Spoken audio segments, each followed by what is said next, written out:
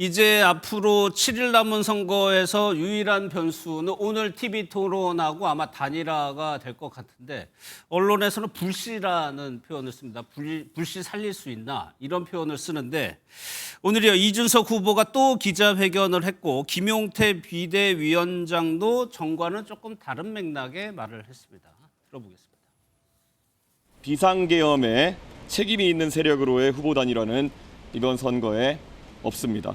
김문수 후보로는 이재명 후보를 이길 수 없다는 사실을 이제 국민의힘 모두가 잘 알 것입니다. 김문수 후보에게 사퇴는 이미 요구한 바가 있고요. 반복할 필요는 없지만 김문수 후보로는 이기지 못한다.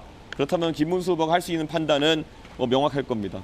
제가 한 번이라도 흔들림이 있었다면은 아마 그에 대해 가지고 다른 생각이 있다고 생각할 수 있을 텐데요. 저는 한 번도 그런 단일화에 동의한 적이 없습니다. 개혁신당에서 단일화할 생각이 없다라는 입장을 계속 밝힌다면 저희도 그 뜻을 존중할 필요가 있다고 생각이 들고요. 앞으로 단일화가 없더라도 저희는 3자 구도에서 김문수 후보가 이길 수 있다는 확신이 있습니다. 저 두 발언이 지금 사실상 하루 남은 겁니다. 오늘 TV 토론 준비하고 있으니까 밤부터 내일까지 하루 남은 건데 저 발언이 아니 협상력을 높이기 위한 좀 어떻게 강공의 측면이 있는 거냐 아니면 사실상 이제 물 건너간 거냐 단일화는 실장님 어떻게 해요? 예, 저도 우리 국민의힘 소속 당협위원장이기 때문에 막판까지도 단일화를 통한 극적인 역전 승을 기대하고 있죠. 그러나 현실적으로 지금 시간을 생각해보고 그리고 지금의 전국의 국면을 좀 생각해보면 단일화를 할 수 있는 여건이 좀 미흡한 건 사실입니다. 그러니까 단일화에 성공해서 사실상 막판 역전극을 가능케 했던 경우는 대부분의 조건이 충족이 돼야 되는데 가장 큰 게 아까도 말씀하셨습니다만 2위 후보와 3위 후보가 합쳤을 때 실제로 단일화를 하면 이길 수 있다는 확신이 서야 됩니다.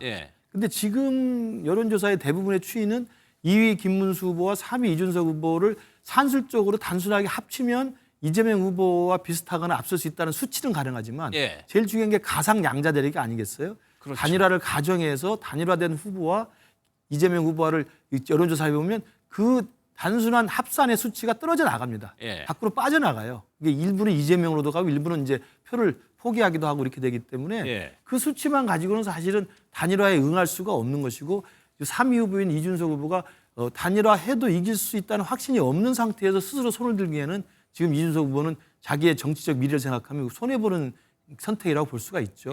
저는 그렇기 때문에 그 여건이 마련되지 않은 상태에서 오늘 TV 토론하고 내일 하루 남은 사이에 과연 저 상황이 만들어질까. 그리고 또 하나 중요한 것은 아까 제가 후보가 명확하게 정체성을 선명히 하고 왼쪽으로는 이낙연 호남 우파 오른쪽으로 박근혜 대통령의 TK를 가져오려면 후보가 정체성을 가져야 되는데 후보의 정체성이 서야 된다는 건 뭡니까? 이준석과 단일화할 때도 후보가 정체성을 명확히 해줘야 됩니다. 계엄을 사과하고 계엄을 반대하고 탄핵에 찬성하고 부정선거를 끊어줘야 이준석 후보를 데려올 수 있는 거 아니겠어요? 그리고 적어도 이준석 후보를 쫓아냈던 친윤 세력하고는 절연을 한다고 해줘야 이준석 후보가 돌아올 수 있는 입구는 만들어주는 거 아니겠습니까? 그게 전혀 안 되고 윤상현 의원을 다시 선대위원장을 시키는 판에 어떻게 그게 손을 내밀 수 있겠습니까? 사실 이준석 후보는 안 하겠다는 거의 가능한 모든 표현을 다 하고 있는 것 같은데 하나만 더 여쭤볼게요. 그러면서 늘 이준석 후보가 김문수 후보에게 하는 얘기가 사퇴하라는 얘기 하거든요. 사퇴 안 할지 뻔히 알면서 사퇴하라고 계속 얘기하는 이유는 뭡니까? 그건 제가 볼 때 이준석 스타일의 메시지의 특징은 사퇴하라고 주장하는 것은 하려면 나로 단일화해라 이 말이에요. 그러니까 간단한 의미입니다. 단일화 안 한다는 것은 3등인 나보고 포기하라는 건데 너희들이 영 단일화를 이야기하면 당신이 사퇴하고 나로 단일화하면 된다는 거거든요. 사실은 이준석 그 화법대로 애들러 치면서 상대방을 상당히 조롱하는 그런 내용입니다. 복 의원님께 이거 여쭤볼게요. 이명박 전 대통령이 김문수 후보에게 뭐라고 얘기를 했냐면 단일화를 놓고 끝까지 진정성 있는 설득을 보여줘라라고 얘기를 했어요. 이거는 안 되더라도 마지막까지 뭔가 하는 모습을 좀 국민들에게 보여줄 필요가 있다라고 좀 해석이 되거든요. 그런데 이제 김문수 후보가 지난번 한덕수 총리와의 단일화 과정에서도 보면 진정성이 없지 않습니까? 결국은 시간은 내 편이니 내 방식대로 그리고 한덕수 총리가 언제까지 단일화가 안 되면 후보 등록 안 하겠다라고 했는데 그 시간을 지나서까지 이야기하면서 결국 단일화에 어떤 자기의 유리한 조건을 만들려고 했었지 않습니까? 지금도 마찬가지로 이러저러하게 내가 좀 더 유리하니까 네가 양보해. 이런 자세 그대로예요. 후보 스스로가 단일화에 대한 절박함 이런 것들이 보이지 않습니다. 예. 그저 캠프에 있는 일부 사람들이 승률을 조금이라도 높이려면 단일화를 해야 유일하게 약간의 활로라도 열릴 수 있을 텐데 예. 라고 생각하고 있지 후보는 뭐가 뭔지 잘 모르는 것 같아요. 그냥 단일화 했으면 좋겠다. 다만 전제는 네가 양보해. 계속 그런 메시지로 들리지 않습니까? 예. 그러다 보니까 결국은 단일화라고 하는 거는 둘 중에 한 사람은 사퇴를 하는 것인데 예. 이준석 입장에서 볼 땐 김문수는 확실한 2등 후보. 본인은 만약에 본인이 단일화가 본인으로 됐을 경우에는 1등도 위협할 수 있다라고 주장을 하면서 예. 보수층 지지자들에게 승리의 가능성은 나한테 있지 김문수 후보에게는 있지 않습니다. 그리고 예. 저는 사퇴 안 합니다. 이기려면 저를 중심으로 단일화 시켜주세요라고 호소를 하는 것이고 예. 설령 저렇게 해서 3자 구도로 해서 대선을 치른다? 그런데 이제 두 자릿수 이상의 득표를 한다라고 하면 이준석은 비록 선거에서는 3등 했지만 예. 사실상 보수의 내일의 중심으로 도약할 수 있는 이런 가능성의 문을 여는 것이기 때문에 예. 대선 출마해서 일부 좀 돈도 쓰고 당력도 좀 뭐 많이 소진시키고 했겠지만 그 이상의 정치적 자산을 얻는 것이라 예. 사퇴를 할 이유가 전혀 없는 것이죠. 그게 두 자릿수 득표율 그렇습니다. 저는 현재 조사치로 그렇게 나오고 있고 예. 하다 보니까 그리고 보수층의 유권자가 그러니까 유권자를 통한 단일화를 그 김용태 비대위원장이나 얘기를 하던데 저는 유권자들은 오히려 확실한 2등보다는 그래도 희망이 있는 미래의 싹을 키우지 않을까 예. 그런 식으로 그 투표가 행해지지 않을까 이런 좀 전망을 해봅니다. 예. 그렇다면 김용태 비대위원장이 이제 단일화에 응할 생각이 없다고 입장을 밝히면 그 뜻을 존중할 필요가 있다. 이제 전체적인 흐름이 그렇게 가는 것 같은데 그렇게 되면 국민의힘 입장에서는 할 수 있는 방법이 이준석 후보에게 가는 표는 사표가 된다. 그렇죠. 이거 말고 또 뭐가 있을까요? 그게 아까 제가 말씀드린 이제 블랙아웃 그 기간으로 들어갔을 때 예. 결국은 이제 표를 찍는 국민들이 이제 둘 중에 하나를 선택하는 극적인 양측으로의 결집 현상이 일어난다는 거죠. 예. 사표 심리에 의해서 이제 그걸 이야기하는 수밖에 없다. 그러니까 단일화의 가능성이 원천 봉쇄가 되고 차단이 되면 이제 남은 기간 우리 국민의힘 쪽에서나 김문수 후보 측에서는 이준석 찍으면 이재명 된다. 예. 요 단순한 캐치프레이즈를 갖고 할 수밖에 없어요. 그러면 지금까지는 이제 단일화 때문에 이준석 후보에 대한 비판을 그렇죠. 상당히 삼가했는데 네. 그 시한이 사실상 끝나게 되면은 본격적으로 공격하는 겁니까? 벌써 어제부터 그제부터 그게 벌써 온라인에서 돕니다. 김문수 찍으면 김문수 되고 예. 이준석 찍으면 이재명 된다. 그것도 줄임말이 있더라고요. 예, 맞습니다. 그러니까 이게 예전부터 많이 돌던 그 프레임이잖아요. 예. 저는 그렇게 하는 수밖에 없고 그러면 결국 보수층이나 그다음에 이재명 대표가 싫었는데 그 단일화를 결과를 좀 지켜보면서 아직 결심을 못했던 부분들도 결국 사표 심리에 의해서 한쪽에 결집될 거라고 보고 예. 아마 그 전략의 프레임 속으로 들어갈 거라고 봅니다. 그래서 다만 그렇게 했을 경우에 그 결집의 속도나 결집의 규모가 과연 1위를 지금 앞으로 달리고 있는 이재명 후보를 압도할 정도가 되느냐. 그건 예. 남은 일주일 동안 달려 있다고 생각합니다. 예. 사실 지난 대선에 제가 앞서 말씀드렸지만 TV 토론 오늘 기준으로 해보면요. TV 토론이 끝나고 그 다음 날 윤석열 당시 후보하고 안철수 후보하고 단일화를 했기 때문에 아직까지 하루 시한이 남았다고 지금 전해드리고 있는데 저희 공통 질문 하나 드릴게요. 그럼 지금 남은 방법은 이명박 전 대통령이 김문수 후보에게 그런 제안을 했다라는 보도도 있어요. 후보가 직접 이준석 후보를 찾아가는 방안. 예전에도 뭐 노무현 전 대통령, 정몽준 후보 당시 모습도 떠오르고 이 부분에 대해서 두 분께서는 찾아갈 의지가 있을까 김문수 후보가. 복 의원님은 어떻게 생각하세요? 퍼포먼스는 가능할 거라고 보는데 예. 이미 이준석 후보가 아무도 안 만나겠다, 아무 전화도 안 받겠다라고 공언을 한 거 아닙니까? 예. 그 국민의힘의 그 신상진 의원이 차에 동승하려고 하니까 피했던 거 아닙니까? 일부러 안 만나고 그런 것처럼 실제 김문수 후보는 그런 퍼포먼스를 할 때 그래도 조금은 진정성이 있다. 이준석이 단일화 안 하는 거다. 예. 라는 것을 일종의 낙인 찍기 위해서라도 퍼포먼스를 할 가능성은 조금은 높아 퍼포먼스 보이는데요. 측면에서는 가능성이 있다. 그렇습니다. 근데 실제 그것이 단일화의 성공으로까지 연결되기는 어려워 보이고 예. 지난번 윤석열 안철수 단일화는 사실 토론 이전에도 일정 정도의 물밑 물밑 교감들이 접촉이 있었던 거 아닙니까?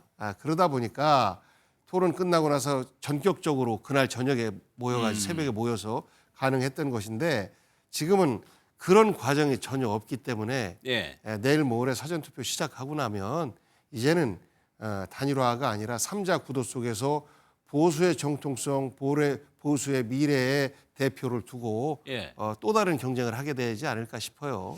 김 실장님 의견 듣고 한번 따라 좀 들어볼게요. 저도 아마 김문수 후보 측에서는 그 단일화의 절박함 그리고 단일화의 그 거부를 하고 있는 쪽은 이준석 후보 측이라는 것을 상징적으로 보여주기 수 위해서는 있는 장면일 수도 예, 저는 있죠. 충분히 갈 수는 있다고 생각해요. 예. 과거에도 아까 말씀하신 노무현 대통령이 정몽준 후보 집 앞에 가 있었고 또 2012년가도 문재인 당시 후보가 안철수 집까지 찾아간 적이 있었어요. 그랬죠. 예. 그러니까 찾아가서 기다리는 사람은 없어 보이거든요. 그리고 굉장히 절박해 보이고 예. 열심히 노력한 게 보여요. 근데 집 앞에까지 찾아갔는데 문전박대를 당하면 이 문전박대 당한 쪽에 대해서 상당히 표가 가거든요.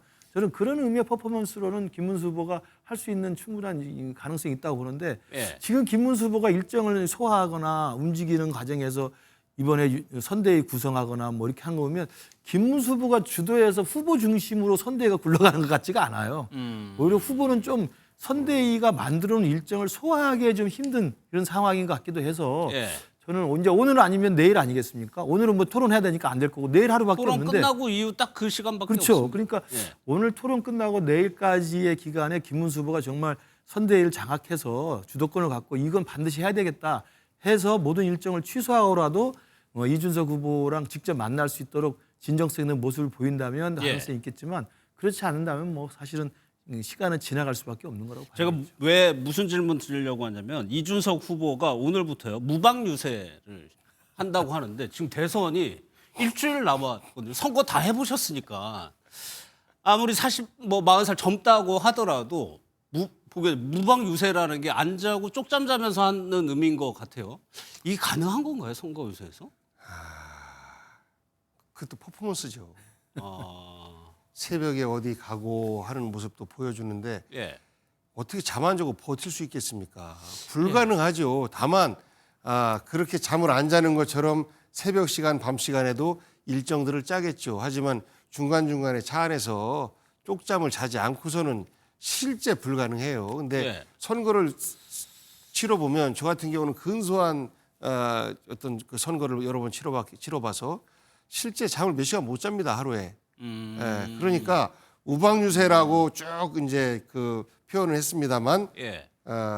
잠자는 자리가 집이냐 차 안이냐 이 차이일 뿐이지. 집에 들어가느냐 마느냐. 그렇습니다. 그 차이일 뿐이지 실제 어떻게 잠 안 자고 사람이 버티겠어요. 불가능하지요. 그러면은 그렇게는 견딜 수 있겠네요. 그런 식으로 하게 되면. 그러니까 무방 유세는 뭐 말씀하셨지만 실제로 본인 선거일 때는 밤 12시 1시까지 일정을 소화하고 새벽 4시면 나와야 됩니다. 예. 그럼 사실 집에서 한 2시간 정도 자는 거예요. 아, 그래요? 실제 선거. 그렇죠. 그러니까 그렇게 하는 거지. 그러니까 무방유세를 하더라도 새벽 1시부터 새벽 한 3시까지는 어디 가서 찾아가서 지지를 호소할 때도 없지 않습니까? 욕 먹어요. 그러니까 그렇기 때문에 사실은 집에 들어가서 자느냐 집 밖에서 자느냐의 저도 의미이지. 그게 좀 궁금했는데 새벽에 그럼 선거 운동을 한다는 얘기잖아요. 그렇죠. 근데 새벽에 깨어 계신 분들이 별로 거의- 없잖아요. 그러니까 새벽 1시까지는 가능할 수 있습니다. 예. 그리고 한 새벽 4시부터는 가능해요. 그러나 중간은 사실은 없습니다. 그렇다면 무방유세라는 건 제가 볼 때 굉장히 상징성 있게 보여줄 수 있는 자기만의 특장을 보여주는 건데 뭐냐면 젊다는 거죠.